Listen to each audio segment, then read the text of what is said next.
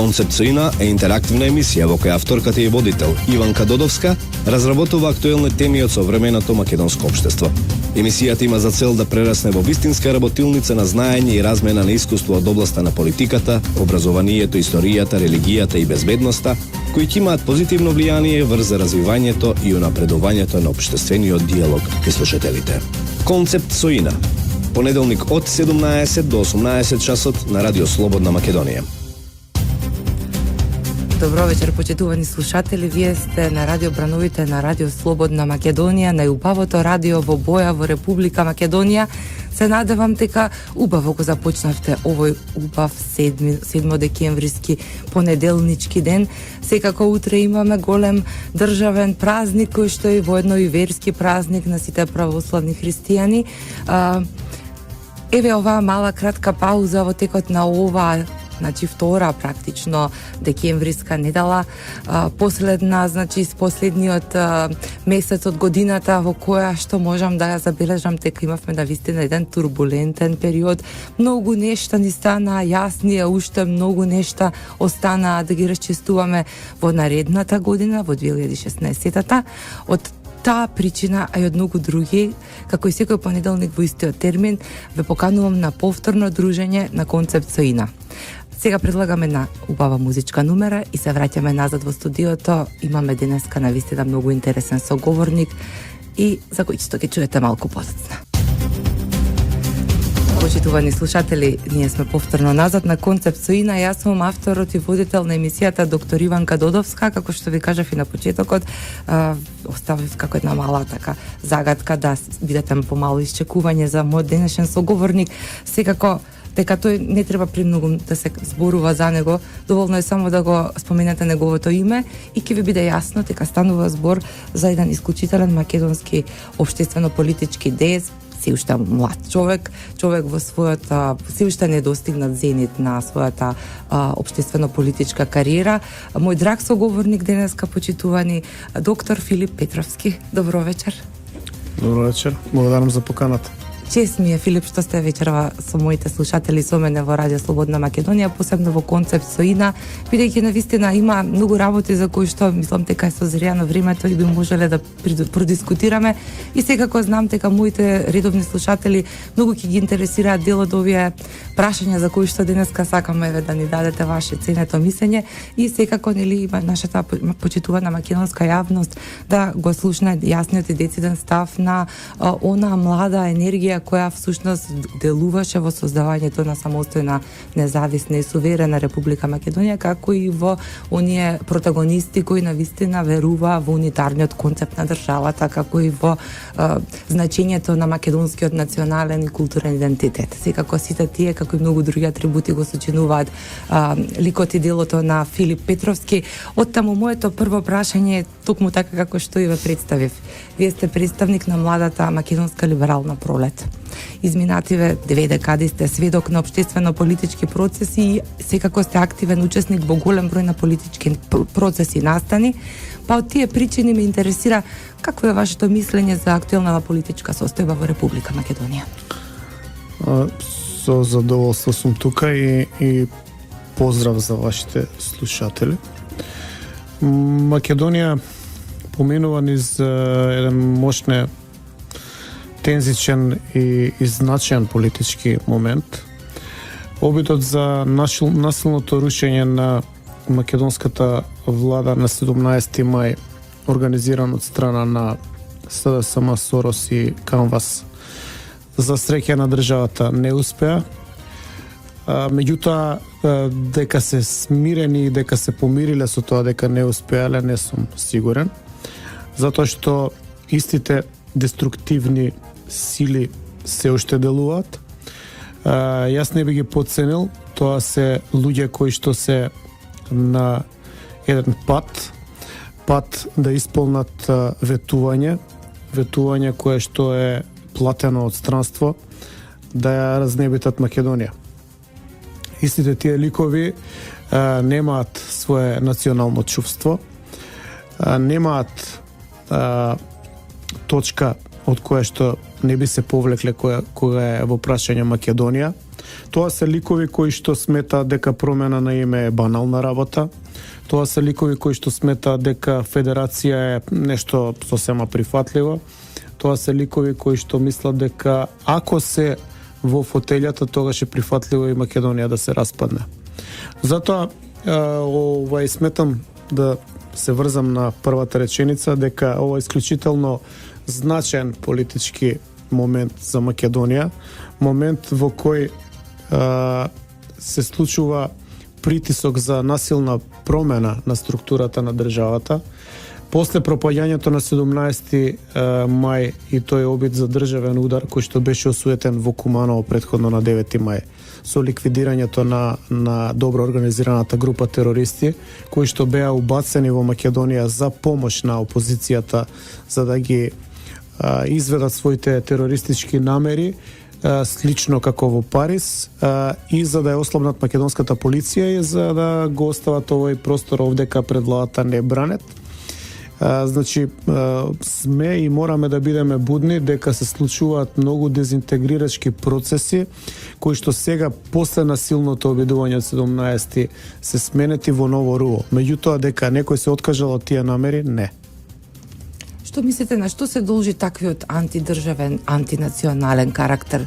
Значи, знаеме, многу често тоа се дебатира дека станува збор за една паника, нервоза 9 години надвор од власт, надвор од институциите на систем, со тоа и институциите со кои што вршат влијание и принуда, премногу долго отсечени од она што го чувствуваат како природно, наследено од дедо, прадедо, освоено и така натаму. И сега одеднаш во тој дел можеме во таа ниска битка да ги детектираме и да ги разбереме. Но немањето, одно што го кажавте и вие, на чувство кон државата и немањето сенс дека има прашања за кои што треба сите да постои на се македонско обединување, но има некои нешта кои што не заслужуваат да има дебата или да се едноставно да се постава било каква дилема. Како го објаснувате тоа? Многу просто. Знаете што, луѓе што познаваат историјата на Македонија пред распарчувањето, пред Илинденското востание, или од средината на 19 век па до денеска, добро знаат дека се е направено да не постои македонска држава. И тоа не е само во времето на Илинденското востание или во времето на парчењето на Македонија 913 или после Првата светска војна. На иста тема продолжуваат удбашите и внуците на денешните претенденти и првенци од страна на левицата да работат и после 45-та година. Се што е правено да не постои македонски дух, да не постои желба за Македонија, да не постои желба за духовно обединување на сите македонци. Така што не е воопшто чудно и не е воопшто случајно што нивното однесување и денеска е исто како во 45-та кога почна да ги затвараат младинците кои што се организираа за ВМРО и за Слободна Македонија и за обединување на македонците. Тоа се исти ликови. Генот се пренесува. Кај нив генот е пренесен во таа негативна, за жал, линија која што работи денеска на разнебитување на Македонија.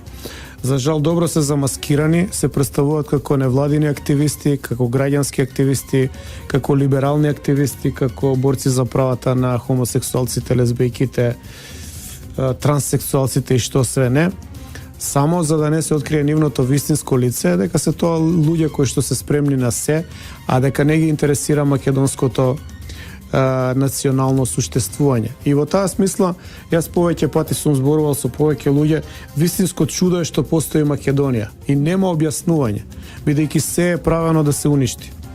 И 903-та, и 13-та, и 18-та, и 41-та, и 45-та, и по 90-та.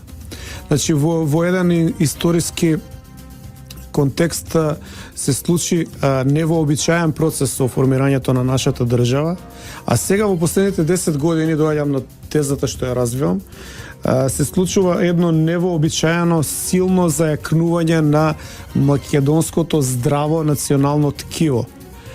Оние што се креатори на сите поделби на Македонија, со тоа не може да се помират. и никогаш нема да се помират да тука има здраво македонско ткиво, силна десница, силна и посветена на народот партија која што е на власт. И ќе прават се за тоа да го променат. Самиот процес на фрлањето на бомбите повторно направи уште една грешка. Едната грешка рековме 17 мај и 9 мај. Бидејќи тие се датуми Куманово терористичкиот чин и 17 мај протестот на опозицијата се поврзани настани. Ево уште еден датум, па ќе се вратам на ова што го зборувам. И 6 мај, кога првпат е нападната полицијата од страна на активисти на опозицијата и се повредени 30 и нешто полицајци, е ден кога навлегува терористичката група во Кумановско. Значи, тоа не е случаен датум и ги мотивирам слушателите да помислат малку, да се присетат што се случуваше, дека практично нема ништо случаено. Така што, од денешна перспектива, не се зборува многу веќе за мај, за 6, 9 и 17 мај, но јас сум тука и сум уведен дека треба да го зборуваме тоа, да ги подсетиме како нашите симпатизери и истомисленици, така и нашите неистомисленици дека знаеме што сакале да направат и дека сме спремни од тоа да се одбраниме. Власта во повеќе наврати, јас у настапи, да речеме и на Јади Бурек, споменавме дека Македонија во 2001 и во 2015 нема ист институционален капацитет, ами има многу повеќе спремни институции и луѓе кои што се прекалени во воени судири, кои што се спремни да ја бранат државата. Тоа не беше сериозно сватено и покрај тие на некој начин јавни предупредувања групата беше уфрлена во Македонија. Сега, значи, повторуваме дека не е ништо случајно повторно да се случи такво нешто. Она што можем да го кажеме, и ги подсетам вашите слушатели, што направија 8 луѓе во Париз, а во Куманово имаше над 30 луѓе. Што требаше да се случи во Македонија за да се разнебити ова здраво ткиво кое што цврсто, се разбира цврсто, ја води Македонија кон економски и политички, па и духовен просперитет. Што ќе направеа тие 30 луѓе ако не беа неутрализирани? И како што и тогаш кажав, таква една група е мощно тешко да се организира. Долго време е потребно да се истренира и многу пари се потребни да се опреми. Но после настанот во Куманово на 9 мај, најверојатно е дека секоја наредна група ќе биде демотивирана кога знае со што се соочува. Затоа разнебитувачите на Македонија, тие што мислат дека треба да дојде ЛГБТ заедницата заедно со Заев на власт, ќе направат се на друг начин, поинаков, пософистициран начин. Ќе вршат притисок по сите линии и нема да се откажуваат. Но добра работа е што повторно го подценуваат капацитетот на овој граѓанин, на овој македонец кој што зад себе има десетици војни, парчења, расфрлувања низ цела Европа. Пола од нашите граѓани не знаат кај им се бабите и дедовците закопани и се најголем дел надвор од Македонија закопани. Они го подценуваат тоа паметење на нашите луѓе и затоа ќе се соочат со сериозен проблем со овие притисоци што ги прават. Филип, јас мислам дека навистина овој добар вовец во нашто денеска ќе го разговараме, веќе изминуваат 17 минути. Ми се чини дека мене едно по друго прашањата ми доаѓаат, не можам некако да ги селектирам што е поважно да те прашам. Пред да направиме една пауза, сепак би сакала да се осврнеме малку на може би неблагодарно, бидејќи јас искрено многу време му посветив на лидерот на опозицијата, господинот Зоран Заев, дури толку некоректно што мислам дека не го ни познавам, а толку добро, секојдневно анализирајќи го, следејќи ги неговите изјави. Можам да забележам и не знам дали ќе се согласите со мене една основна карактеристика за нивниот актуелен протагонист. А тоа е дека човекот она што изутрина ќе го каже, попладне го негира, за навечер да се расправа за истото прашање. Точно на што се должи тоа? Тоа се должи на тоа дека човекот е марионета, тој нема своја програма, тој нема своја идеологија. Видовме дека идеологијата е 1 евро кое што треба од секоја трансакција да се слее кај брат му. очигледно е сребролюбец, направил финансиска империја за многу кратко време и очигледно тоа му годи. Таа финансиска моќ сака да ја надогради со политичка моќ. Добро е профилиран од тие што се над него, што ги влечат конците. И истите знаат дека со вила во Грција или со средства во Швајцарија може да го добијат влијанието врз него. Меѓутоа, го немаат проценето оној момент на нестабилност што човекот буквално не памти што кажал пред една недела или вчера, и на тој начин ги прави залудни нивните напори, бидејќи гледате дека паѓа неговиот рейтинг наместо да расне. Секаде во светот е нормално после 10 години опозицијата да има растење на рейтингот, освен кај нас, затоа што ние немаме опозиција, ние имаме платена структура, испреплетена со удбашки ликови кои што немаат од што друго да живеат освен од грбот или качувањето на ткивото на македонците и паразитирањето од истото.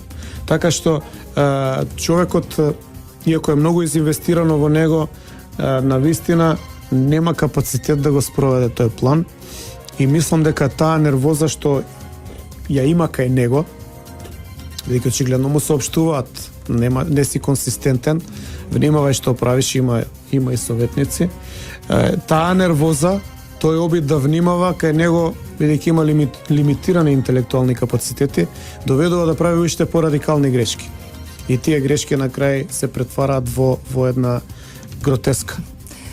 Филип, многу ви благодарам за досегашниот разговор. Почитувани слушатели, ве поканувам да слушаме кратка пауза за реклами и веднаш се враќаме назад во студиото.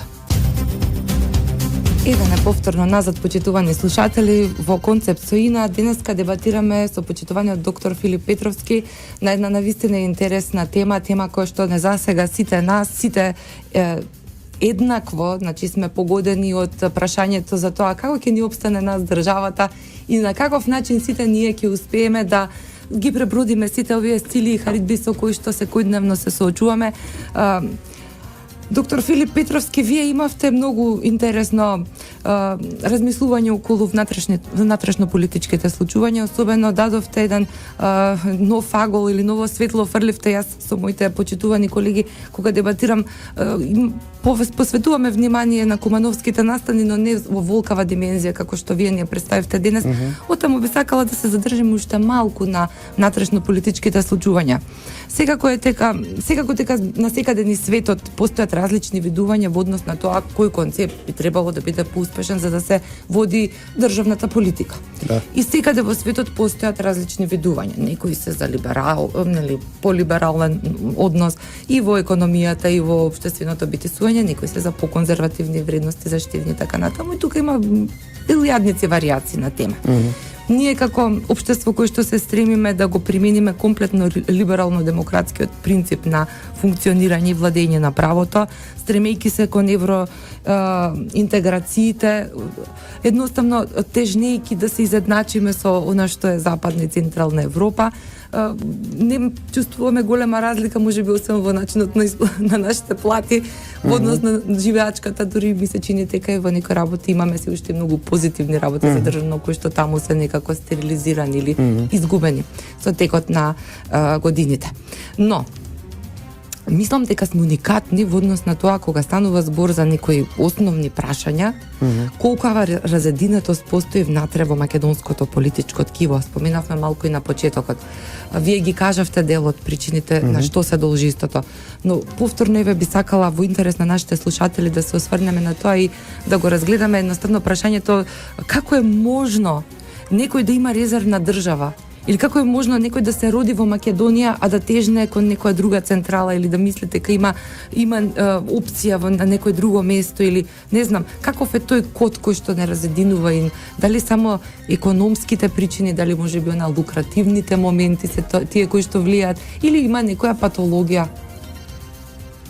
Знаете што, имате, овде нема борба на концепти за уредување и развој на државата, за унапредување на животот на граѓаните, туку имате една концепција што ги применува тие постулати, има таква идеолошка платформа, слободен пазар, либерализам, со варијации на конзервативен пристап кон одредени прашања. Имате друга структура која што нема идеологија, која што нема јасен концепт за државата, меѓутоа добро знае дека сака да дојде на власт по секоја цена. И таа идеологија имате, например, левата затвара фабрики и отпушта 200.000 луѓе. Знаете каков стрес е тоа во едно општество од 2 милиона луѓе? 200.000 луѓе да отпуштите вие. Значи нема никаков хуман лик. Левицата денеска се обидува во светот да покаже хуман лик, да покаже дека се грижи за правата на малцинските групи, за правата на оние што не можат сами да се изборат, за маргиналните групи. Меѓутоа тоа кај нас е исто така перверзно превртено, воопшто не ги спомнуваат тие права, освен кога се работи за заедницата ЛГБТ, затоа што тоа е финансирано, знаете. Овдека имате активисти кои што се представуваат за хомосексуалци за 500 евра месечно. Да. Така што За жал. да, за мене тоа неприфатливо и пак ќе изнесам уште еден корпус на дилеми, наопак се вратам на идеолошката разлика и колку е тоа погубно за државата. Вие имате практично една група која што буквално ги зема странските финанси, сметајќи дека тие им припаѓаат за да се представува како активист. Тие воопшто не се заинтересирани за што станува реално збор, што значи тоа за традиционалните чувства на македонците. И меѓу другото потсетам дека кон крајот на февруари во Македонија беше пред крај промената на уставот со воведување на нови амандмани. Така. Меѓу другото, за два ќе споменам кои што се исклучително значајни, а кои што се стопирани и разорени од страна на опозицијата. Едниот е утврдувањето на заедницата помеѓу мажот и жената како единствена возможна заедница кога станува збор за брак во уставот, и што е многу значајно, бидејќи на тој начин ќе им беше затворен патот на овие девијантни појави според мене во општеството. И второ, воведувањето на лавот за грб на Република Македонија, што кога ќе се усвоеше и уставно ќе беше вграден како државен символ, ќе допринесеше за уште поголемо стабилизирање на националното чувство. Македонците ќе има уште еден символ под кој што ќе се построја, кој што е вековно наш символ. Практично, да не заборавиме дека у оваа борба еден од тригерите и мотивацијата да се стопира она што беше најавено како уставна промена, а исто така и како економски развој, беше добро испланирано кој момент да се стопира. Меѓу другото, застанувањето на целиот овој корпус ќе биде можеби долгорочно со големи последици. И сега се враќам на почетокот на прашањето.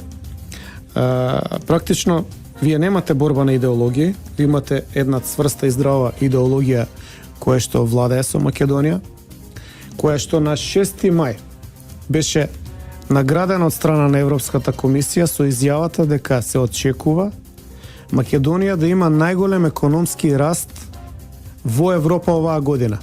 Истиот тој 6 мај вечерта овде беше нападната полицијата. Тоа не се моменти кои може да бидат случајни. Одбивам дека има случајност. Станува збор за сериозен напад врз нашиот начин на живот. Напад врз начинот на живот на 90% од граѓаните, кои што сакаат семејство, традиционална вредност и просперитет за тоа семејство. Без увезување насилно и брутално на вредности кои што немаат корен. Бачка, тој што е припадник на ЛГБТ заедницата, мене не ми пречи воопшто што тој има такви склоности. Луѓето може да се организираат приватно, си прават што сакаат, да ми ги продаваат вредностите на сила со геј паради и да се прави од тоа тренд кои што ќе ги заведува младите, кои што може да бидат заведени кога се помлади, Така е. со сериозна кампања. Така е. За мене е неприфатливо. И ако има антигеј парада, прв ќе застанам. Затоа што јас имам убедување дека така треба да се спротивставиме. Филип, тука ќе направиме уште една кратка пауза за реклами и повторно се враќаме. Почитувани слушатели, останете со нас. Еве повторно назад во студиото. Часот е 17:32 минути. Времето брзо поминува. Особено, јас мислам дека изборот на моите соговорници е секогаш таков. Тие се секогаш полни со идеи, со собствени видувања, со многу интересни прикази и анализи кои што заслужуваат да бидат пуштени во етерот, заслужуваат нашите македонски граѓани, слушателите на Радио Слободна Македонија да ги споделат и да ги пренесат понатаму, да размислуваат за истите, бидејќи нашето општествено битисување, ценам почитувани мои, дека е навистина изгубено доколку не го предадеме и доколку не направиме нешто кое што ќе влијае на општествената свест, кое што ќе влијае на сите нас и кој што во нас ќе буди чувство кое што на важност во споделувањето на одговорноста за битните општествено-политички процеси кои ја засегаат нашата држава, нашата сакана Република Македонија. Како што кажав веќе неколку пати денеска, мој драг соговорник е доктор Филип Петровски, со кого разговараме за многу аспекти поврзани за внатрешно-политичките случувања, како и за сите актуелности, нели понатаму предизвици кои што ќе застанат пред нас. Секако, Филип, евидентно е дека покрај внатрешно-политичките проблеми постојат и огромен број на надворешно-политички препреки. Како го објаснувате тоа и кое е вашето ценето мислење? Знаете што? За да се доврши процесот од 1913 година, поделбата на територијата на Македонија, мора да биде сменето името на Република Македонија, затоа што, пак ќе ви кажам, во тој историски контекст, тогаш е поделена Македонија и затворено е прашањето на Македонија. Овде станува Бановина, Јужна, луѓето се прекрстени, забрането е да се зборува на македонски и се сметало дека овој проблем е решен. Меѓутоа, како што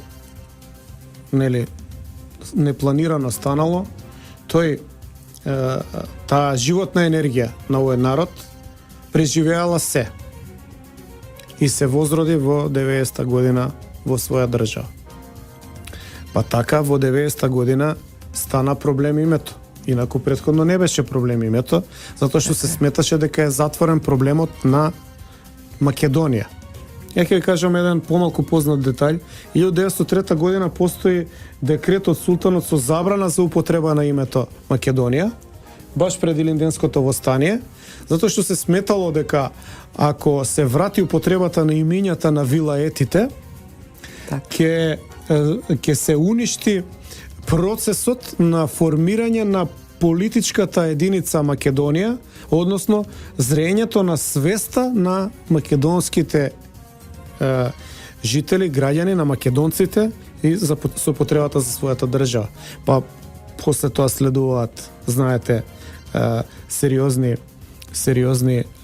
елитоцит, практично до 907 3 до 4000 лидери на востанието на револуционерната борба се ликвидирани, кои што немаат потомство, што значи дека се сметало дека ова операција е завршена. Меѓутоа, таа операција очигледно не е успешно завршена, пациентот преживел, Македонија е жива.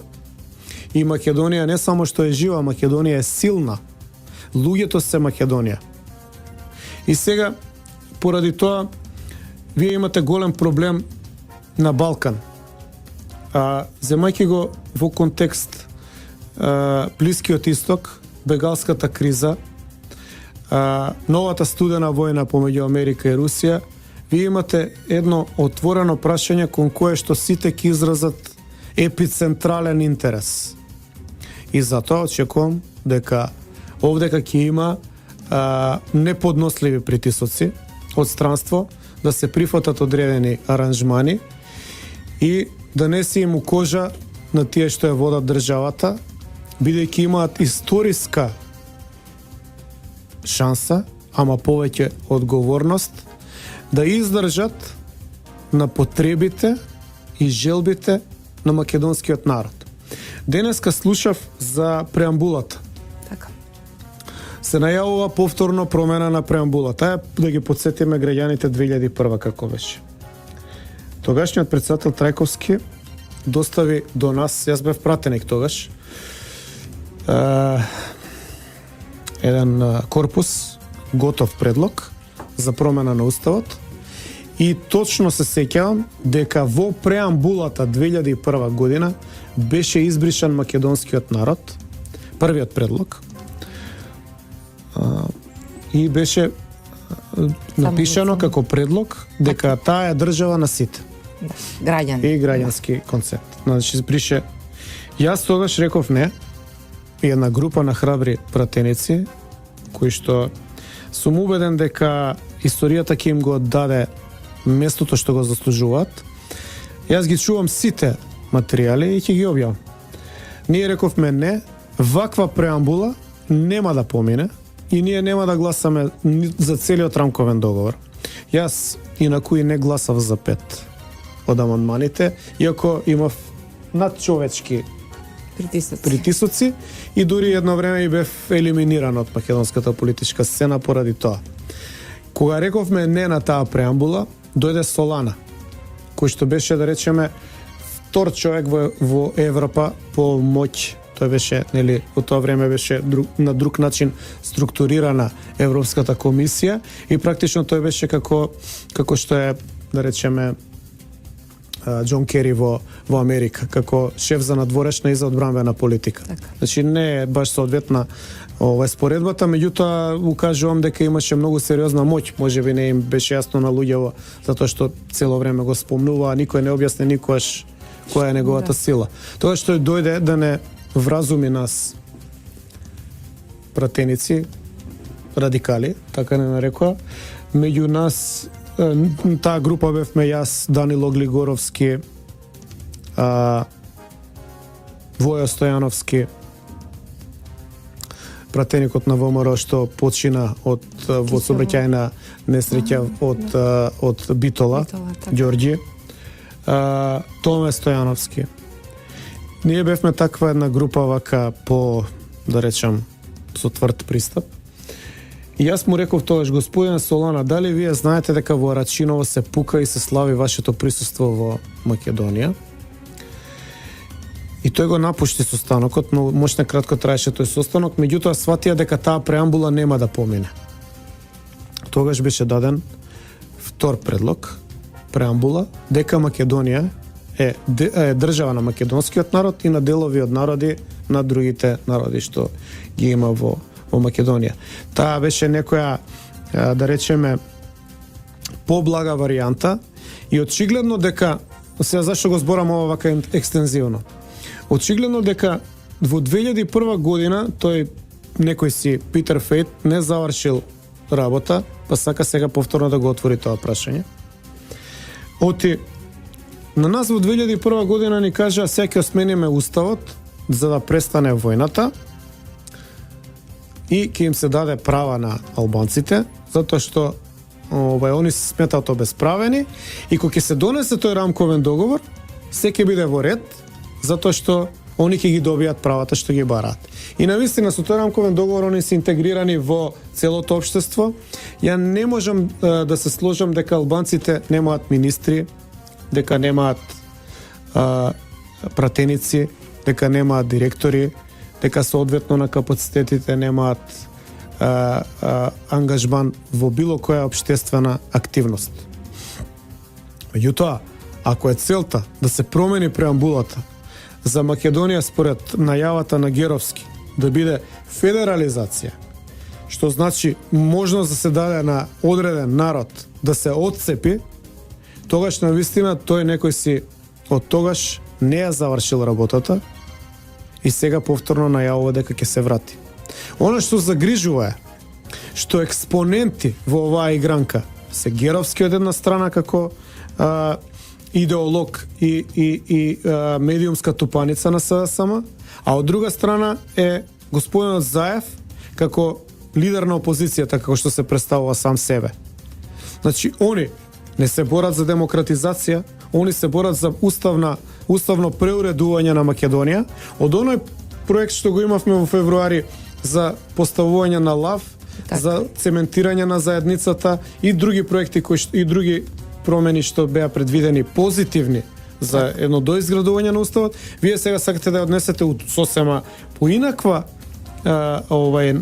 правец или насока работата и да зборувате за федерализација и утре да очекуваме и промена на име и делење на Македонија и затварање на прашањево. Што е сега ова? Продолжување на 2001, продолжување на 913. Па нека дојдат на дуел. Ќе поразговараме. Значи за овие работи ќе поразговараме и со СДСМ, и со Ван Хојте, и со Питер Фейт, и со албанците, и со кои сакаат. Македонците немаат резервна држава. Така. И ние никого не сме стиснале. Јас имам во државниот архив заменик, албанец. Имам вработени таму. Најдете некој да се пожали на однесувањето или дека нема права. Не е точно. Ги имаат сите права. Господине Петровски, ќе ме простите што ве прекинувам, но јас мислам дека во Македонија има сериозен проблем со терор на малцинството врз мнозинството. Например, јас гледам во државните институции голем таков е обемот на работата што мора да се движите, се интересирате, значи некогаш се работат проекти и така натаму, имате потреба од состаноци да контактирате државни служби. Значи, врие од кадар кој што прво не говори македонски јазик, врие од кадар кој што практично е дојден по партиски клуч, по етнички клуч дојден, значи во државната администрација пред се говорам. Например, тоа се случува и на клиника, еве, појдете, не знам, не дај Боже, човек да има потреба да појде, значи веќе нема клиника во која што сестрата не ви се обраќа прво на албански јазик, што мене лично ми пречи. Не ми пречи албанскиот јазик, како јазик не ми пречат албанците исто како и на вас, како луѓе, но ми пречи кога се наметнува насилно, значи спроведувањето, и тоа е практично чекор по чекор она што води кон потоа, значи прашањето кое што ќе отвори, нели, патот до федерализацијата. И тие страшни прашања, мислам дека, и се согласите со мене, не би биле толку голем товар на нашите плеки доколку за тоа нашите предци не дале крв. За оваа држава да се изгради. Јас, пример, често пати кои ќе ме прашаат зошто го правиш ова, зошто едноставно не пишуваш книги, не си предаваш, велам затоа што 45-та година вие, мојот дедо кој што дојде од Сорбона, доктор на науки, го затворивте и го осудивте на смрт, му го земавте целиот имот, само поради една причина. Поради тоа што се бунеше и кој што застана со потписи против предлогот на Ченто и за бараше автономија на Македонија целосно. Значи целосно за окружување на македонска држава, не во Србославија.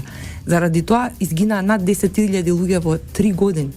Јас тие гени не можам да ги уништам, господине Петровски, не можам да плукнам на тоа што дедо ми го направил, го издржал за оваа држава и останал тука до крај, оставил и деца, и внуци, и правнуци и така натаму. Сметам дека повеќето од нас имаме истата карма. И тука е причината, и тука она што боли. Ке направиме кратка пауза за реклами.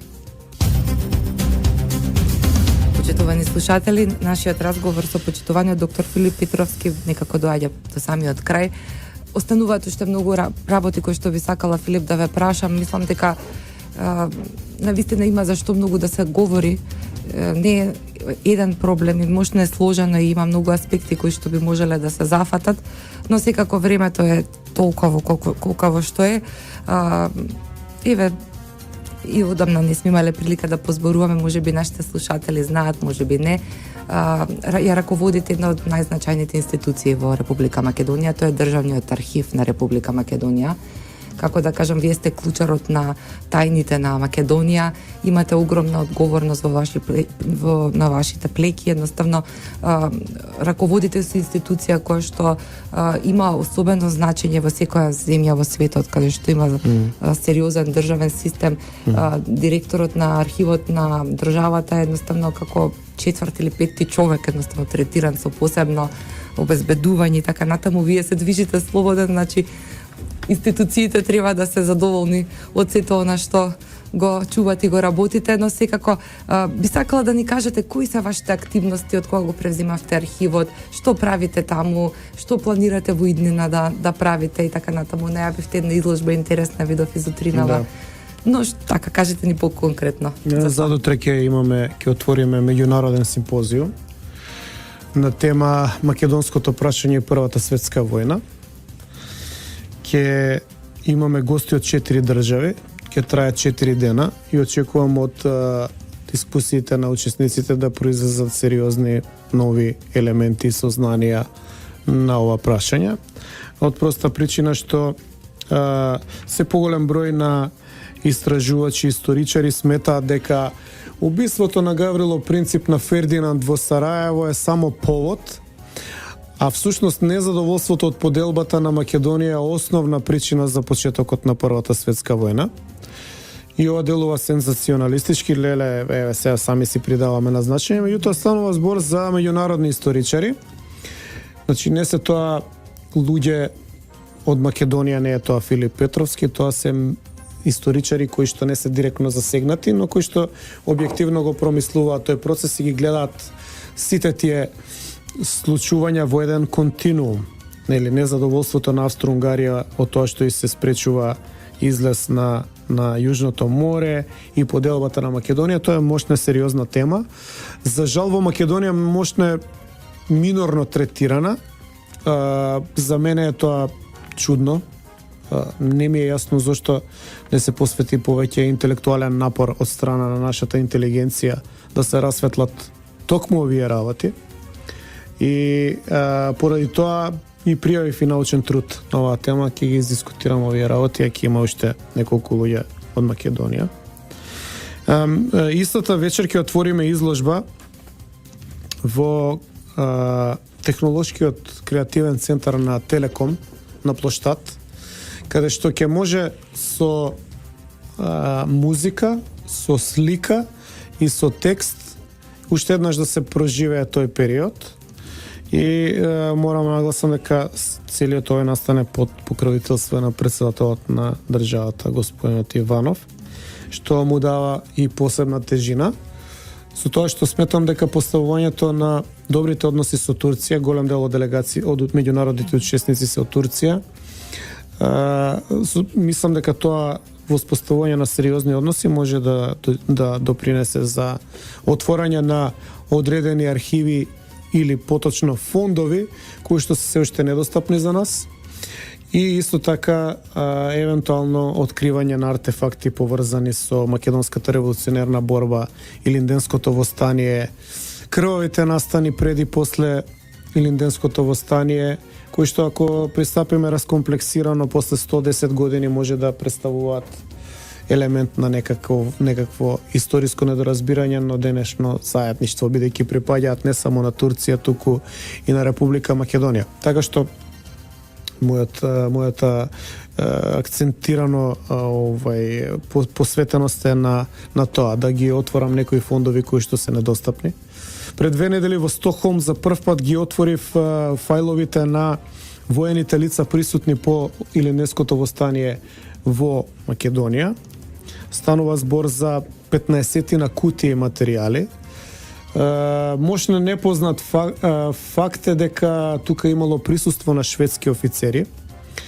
Од проста причина што Шведска во тоа време се уште има глобално големо значење, посебно во Европа, и кога ја сметат за неутрална сила ја канат да го обзервира однесувањето на турците, русите, австро-унгарците и локалните единици тука, значи Бугарија, Грција и Србија.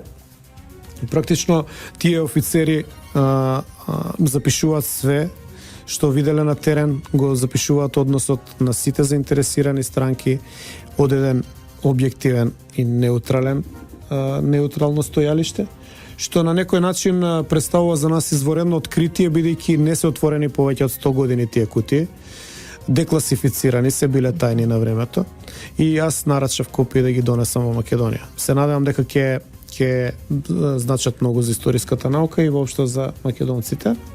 Исто така откривме извештај за членот 23 од Берлинскиот конгрес во 1878 година, практично статусот на Македонија со враќањето нејзино во како провинција во Отоманската империја, така што мислам дека и од таа страна ќе ги ги осветлиме работите од еден вака непознат агол.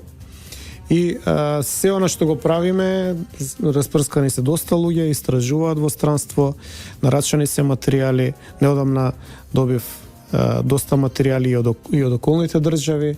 Најавена ми е Русија, Австрија, Тоа беше моето прашање Австралија, со русите како стоиме, зашто секаде се истражува. Во моментов истражуваме вестници, се што е напишано за Македонија од средина на 19 век до пред крај на 20 век. За жал ништо не е објавено, многу малку е објавено. Има толку многу материјал. Имаме голема лепеза на текстови од New York Times за Македонија, ќе бидат синтетизирани во една посериозна монографија. Почнавме една едиција на документи верни на оригинал. Имено на 1 август во чест на Илинден го отворив архивот секаде низ Македонија и се договоривме со началниците да ги извадиме најбитните документи што ги имаме, за да може да ги види нашето граѓанство. И тогаш видовме многу сериозни документи кои што предизвика голем интерес кај нашите граѓани што дојда. Иако беше топло, иако беше споен викенд, многу луѓе отсутни, меѓутоа добар дел од граѓаните собра сила и дојда. Тоа покажува дека имаат интерес да ги видат тие документи кои што поинаку не можат никаде да ги сретнат. И затоа се одлучив да почнам една едиција документи верни на оригинал, кои што на некој начин ќе може да им ги понудиме на сите граѓани, на целата наша диаспора, да ги имаат за символична сума како нивна собственост. На документите стои печат дека е верно на архивот според сите законски позитивни прописи, значи не може да бидат злоупотребени како вистински оригинали. И тука испечативме, да речеме, на писмо на Гоце Делчев, едно од 40 што ги имаме како оригинали кај нас. Потоа отпечативме документи подпишани од Ченто за прогласување на македонскиот јазик за државен јазик, Илинден за државен празник, декларацијата за меѓународно признавање на Македонија од 1991 година. И таа едиција сега веќе може да се купува во сите сувенирници, но моја интенција е да ја има на што повеќе места. Ќе може во скоро време и онлайн да се нарачува во склоп со модерните технологии. Ќе организираме советувања, ќе поканеме сите школи да доаѓаат на увид. Сакам да направам мал архивски музеј, каде што ќе ги извадам сите тие копии, да го отворам што повеќе луѓе да доаѓаат во него, за да се сообразат, за да ги видат на лице место херојствата што се направени. Знаете што? Вие за Ченто знаете дека бил председател на Македонија, го затвориле комунистите, го ликвидирале, зошто се залагал за Македонија, бил властном, има споменици и толку. Никој ги нема видено оригиналните подпишани документи од Ченто. Ченто ги има подпишано најбитните документи за државноста на Република Македонија. А тие документи до ден денеска се многу ретко покажани на јавност. Јас тоа ќе го променам. Господине Филип Петровски, ви благодарам за денешното учество во концепт Соина. Не случајно е сите оние кои што соработуваат со вас и кои што биле под ваша управа или ваши соработници, не кажуваат дека Филип Петровски е навистина покрај голем македонски патриот и добар соработник и човек кој што умее да направи тим околу себе и да извлече идеи со кои што ќе ги унапреди институциите во кои што работи, но и ќе остави зад себе трага која што е особено значајна и врз база на која што неговите наследници ќе можат да градат понатаму како што секој успешен човек работи во својот животен концепт, професионален концепт. Од таа причина уште еднашка длабоко благодарам. Може ли уште една минута?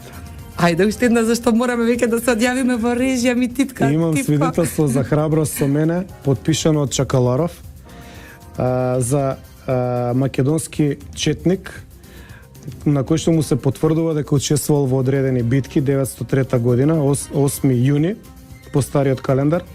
И ова наскоро ќе го објавам како документ верен оригинал, па ќе може да се восхитуваат нашите граѓани и на ова. И не само тоа, уште многу документи ќе извадам. Филип Петровски, ви благодарам за вашето денешно учество. Радио Слободна Македонија е трговско радиодифузно друштво. Јас сум доктор Иванка Додовска, автор и водител на емисијата Концепт Соина. Денес е 7 декември 2015 година. Продукција Радио Слободна Македонија. Бидете ми здрави, живи, срекни, весели и сакајте си ја државата. Сакајте ја Република Македонија. До слушање до следниот понеделник. Концепт Соина е интерактивна емисија во која авторката и водител Иванка Додовска разработува актуелни теми од современото македонско општество. Емисијата има за цел да прерасне во вистинска работилница на знаење и размена на искуство од областа на политиката, образованието, историјата, религијата и безбедноста, кои ќе имаат позитивно влијание врз развивањето и унапредувањето на општествениот диалог кај слушателите. Концепт Соина. Понеделник од 17 до 18 часот на Радио Слободна Македонија.